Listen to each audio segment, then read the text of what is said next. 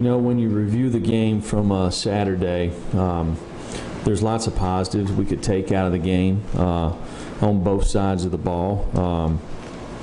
And there's lots of things that we can learn as a football team to continue to grow and to improve. First of all, it's about things that we can control, which is,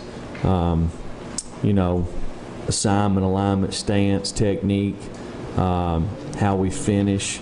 Lots of things that we've kind of been preaching on the entire year. It's interesting when you go and look at the game, how many clean plays we play on both sides of the ball. When we play clean, what's our success rate? And when we don't have clean plays, what's our success rate? So there's lots of things there that we can control, that we've got to improve on. We've got to learn from, we've got to grow from. When you look at the game in itself, I felt like that we had guys that played faster than they've played before. And the good thing about, you can kind of see that in this day and time with the GPSs and things. So we've got to get guys to continue to play that fast. Offensively, we moved the ball in the first half, created some explosive plays, had some success running the football. Didn't finish the first half there. We missed a field goal.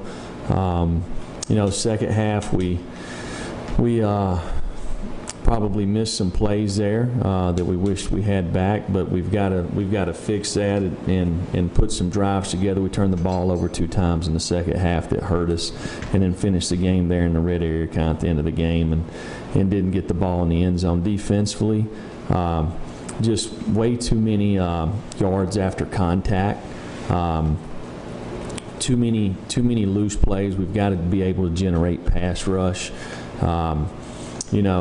Created some tight windows in coverage. They made some throws and catches, but got to find a way to create negative plays. Got to be able to get turnovers. And when people get the ball in the red area, you got to keep them out of the end zone, force them to kick field goals. Didn't handle the 2-minute situation before the half very well. Give up a draw on the first play, and got to do a better job executing calls there. A little disappointed in the kicking game from a standpoint of our kickers. They've done a really, really nice job most of the year, and we missed a field goal and didn't punt the football as well as we had an opportunity to do. So there's lots of things that we can learn from this game and move forward. Getting ready for this week, just looking at Mississippi State. I'm looking at their 2 deep on offense, and I think every starter they got, depending on who they start at quarterback, is a 4th or 5th year guy. So it's a experienced football team, a mature football team offensively, old, lots of big guys. Defensively, they got some really good returning players. Last year, they had one of the best defenses in all of college football. They've got 21 consecutive games, where they've created a turnover. So they create negative plays by bringing pressure and put the offense a little bit on their heels. So it'll be a tremendous challenge for us. It's a great opportunity for our guys to build. I feel like we've improved every single week, but number 1, we've got to quit turning the ball over. 2, we got to get turnovers, and we got to play clean football. We got to grow up and do those things to give us an opportunity to have success. So with that, I'll take any questions. Jimmy and then David. Jeremy, a couple things. First, Brian Maurer, after watching the tape, how would you assess his play? I thought he had really good energy. Done some nice things, especially early on. Made some really, really nice throws, got the ball out of his hand. But he also made some mistakes too, right? Probably should have handed the ball off a couple of times, made incorrect reads there. In the second half, a couple of times he worked the wrong side of the field. He made probably a poor decision when he threw the interception down there, and And then they ran the cat blitz there. We got to have control of the corner in that protection. So there's way more positives than they were negatives, but he's got to learn from them and not make the same mistakes again. But he did step in there and make some nice throws. And I thought our kids rallied around him pretty good there. And do you anticipate him starting against State? Well, we're going to see how this week goes. I mean, I think you'd really have to have a bad week of practice not to, but we'll see how the week goes. David, and then Austin and Vince. Jeremy, where do you feel depth issues the most for you guys as coaches, and how does that affect you guys? And do you anticipate moving anybody to inside linebacker at this point?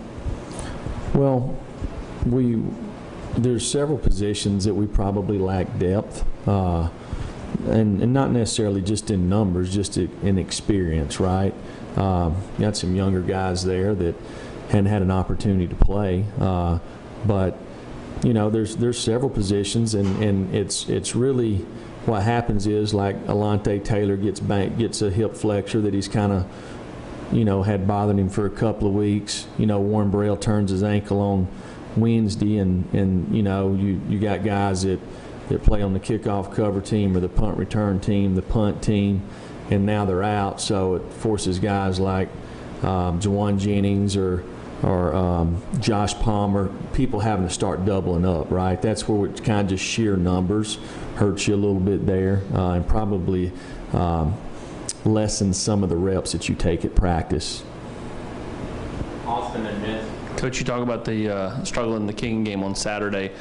Will you give Paxton a look this week, and maybe what does he do differently as a punter than maybe what Joe does? Well, I think Joe's done a really nice job for 2 years. I think he picked his head up on 2 punts Saturday. It's kind of like when I swing a golf club. I keep my eyes down, my head down. I usually hit it. You've seen it. I raise my eyes up. I don't hit it too good. So, but I think that's what Joe did. Hey, Paxton has always been in the game plan, and he will continue to be. Vince, and then Brent. Coach, Aubrey Solomon went down over here. Aubrey Solomon went down during the game. What's his status? And then also we saw Kavaris Crouch in a little more expanded role. Seeing the tape, what did you think of his performance? Well, Q continues to improve. He's got to improve his pass rushing, in some of the games and things that we've done with him inside there. He needs to clean those up. Aubrey was playing a really good game. And unfortunately, he's been a little banged up with a knee and a shoulder, which it's football, right? So, and he's pushed through most of the year, because he's had it, and he'll continue to do that. We'll monitor him and see how he is. We won't put him out there unless he's ready to play. But I think he played 18 snaps in the game. Those 18, he played really well. Brent, and then Stephen Blake. Coach, a couple of things. One, what's the status of Riley Locklear with the injury and the rest of your offensive line injuries? And two, in the kickoff return game, do you want Ty Chandler to fair catch everything inside the 10?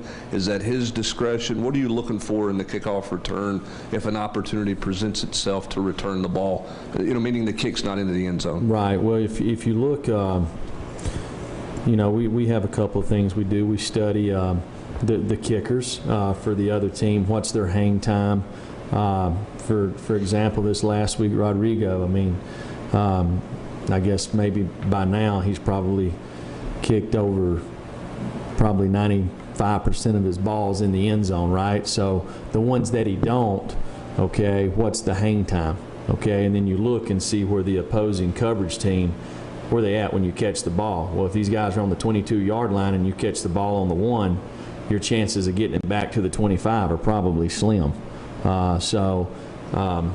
Sometimes you can kick the ball 6 or 7 yards deep in the end zone, but when the guy catches the ball, the coverage team might be at the 38-yard line. Well, you got a chance to bring it out, right? So there's kind of a little bit of a thing that we go through there to look and see and what gives us the best opportunity. Last year, I'm not exactly sure what the stat was, but if you would have fair caught the football every time and took the ball on the 25, I think you would have finished in the top 30 or 35 in the country. Because as soon as you return the ball out, especially if it's a corner kick, people get you pinned down there. That's when you see guys get tackled on the 12 and 14-yard line. So I think we just got to make good decisions. I'm very comfortable with our plans that we've had this year. I do think Ty's a dynamic returner, but I think you also have to, kind of look and see what all goes into the risk versus the reward for the return. Riley got banged up a little bit, and I don't want to say it's a concussion, but he got his bell rung, and we're taking precautionary measures there. Stephen and Blake. I think Mississippi State's played two quarterbacks in just about every game this year, whether for injury reasons or other reasons. The two quarterbacks, Schrader and Stevens, how are they kind of different in terms of preparing for? And what's the difficulty in preparing for a two quarterback situation like that, assuming that's what they do again? That's one of the things I was looking at this morning is what's the difference with 6 and 7 in the game, right? So, and I don't see a whole lot. You would think, like I had an opportunity last week because we were off to watch the Auburn game, and so I see Schrader playing. It looks like more like the running part of Fitzgerald, who was there before, or something like that. Not that Schrader, he can throw the football, but just see how the game's called. But as you go back and look at their body of work, the other kid's running the football just as much too. So I think that's who they are. So I don't see a whole lot of difference. Wade, and then Patrick and Jesse. Jeremy, a couple things. One, I don't think Warren, Burrell, and Roman Harrison played. Was that injury or otherwise? And then with Brian, it seemed like on several passes he was just asked to make a couple reads. Can you talk about that plan with him? And is that something you think can work for him going forward? Yeah. Well, first of all, Warren Burrell, he got hurt on Wednesday, I believe it was, and he was a game-time decision. The kid wanted to play, and really came a long ways in a 2 or 3 day period. He actually didn't practice on Thursday or Friday, and we almost thought he could play Saturday afternoon after watching him warm up, but still a little swollen. I think he'll be ready this week. Roman didn't play in the game, and he's got to continue to work and get himself ready to contribute because we need him to. When you talk about Brian, I just think Brian got the ball out of his hand. Knew which side of the field he was working, made quick decisions, and done it to let the ball loose. There's probably a couple of times if he had held it for a count or two, we had other guys breaking open, but you got to have a clock in your head as a quarterback. You can't sit back there and hold the ball, and I thought he'd done a nice job for the most part. Patrick and Rob and Jesse. Jeremy, it looked like Tim Jordan was the second running back in the game on Saturday, and I think Eric Gray only had one touch in the first half. Kind of what went into the change in the pecking order there? And what does Eric need to do? We're just going by practice, So Tim Jordan, to me, is a really good competitor. He's worked hard all year, and he got hurt, early in the Georgia State game, and kind of lost, didn't get an opportunity to play there for a couple of weeks, but he's healthy now, and Tim had some really good, tough runs in the game. Jesse, Rob, West. Jeremy, when you go back and watch the film, whether it's Saturday or even the first couple weeks of the season, is it just an inability to win one-on-ones that's holding the pass rush back, or when you kind of rewind the tape, what are you seeing that why you guys aren't getting home on a regular basis? Yeah, it's obviously it starts with one-on-ones. You get some freebies, and we've had some freebies this year, whether it's been breakdowns by the other team, or maybe we had a good schematic blitz or something.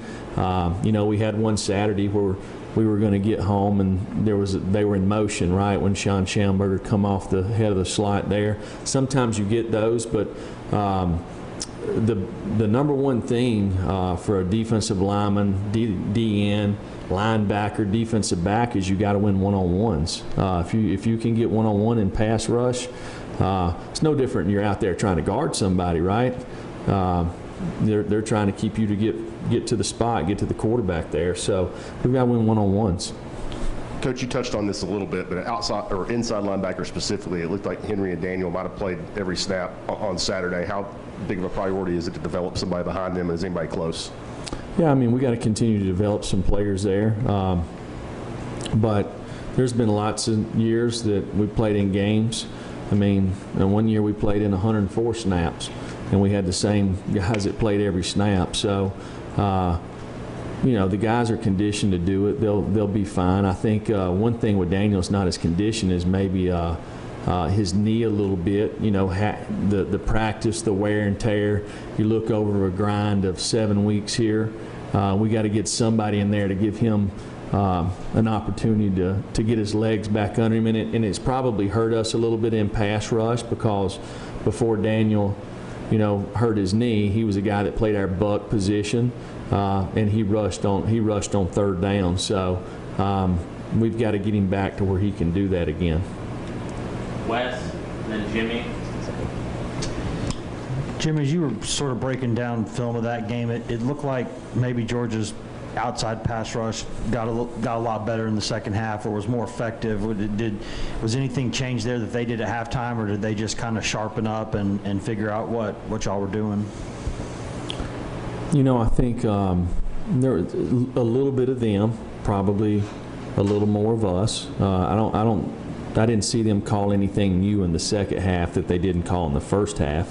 I think some of it was they played a little better coverage in the back end, and we held the ball a little longer, so it gave them an opportunity to get there.